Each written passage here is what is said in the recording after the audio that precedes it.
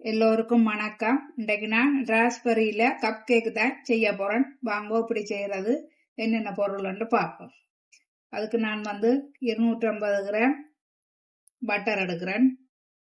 அதோட சேர்த்து 250 கிராம் சீனி எடுக்கிறேன். இப்ப பட்டரும் சீனியும் அடிச்சாச்சுது. இதுக்கு நான் 5 முட்டை போட போறேன். ஒரு முட்டையா தான் போட்டு அடிக்க வேணும். 5 முட்டையையும் போட்டு அடிச்சாச்சுது. மூன்றும் பட்டர் சீனி முட்டை மூன்றும் அடிச்சாச்சுது.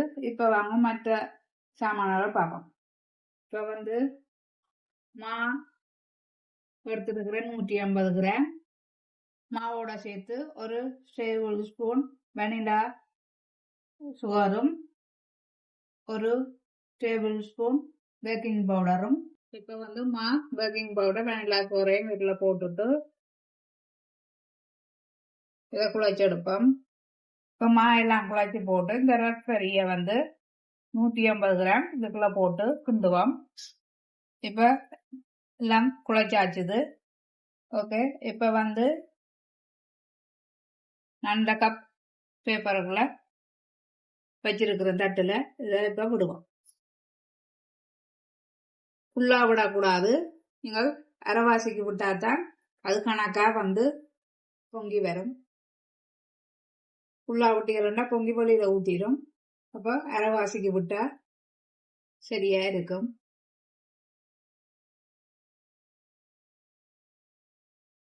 இப்ப எல்லாத்துக்கும் விட்டாச்சது. இப்ப இதுக்கு மேல நான் பழம் மேல போடுவோம்.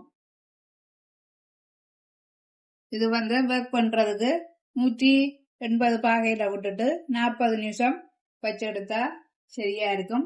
அது ஒவ்வொரு தட்ட அவனா பொறுத்து என்ற 40 நிமிஷம் நான் வச்செடுக்க போறேன். பாருங்கோ, கேக்கு ரெடி ஆயிடுது. ராஸ்பெரி கேக்கு பாருங்கோ, சூப்பரா இருக்குது, நல்லா இருக்குது. ஆனா சுடுவது ஆற விட்டு தான் சாப்பிடணும். ஓகே, நீங்களும் இப்படி செய்து சாப்பிட்டுட்டு எப்படி இருக்குன்னு லைக் பண்ணுங்க, கமெண்ட் பண்ணுங்க, ஷேர் பண்ணுங்க, மறக்காமல் சப்ஸ்கிரைப் பண்ணுங்க. நன்றி, வணக்கம்.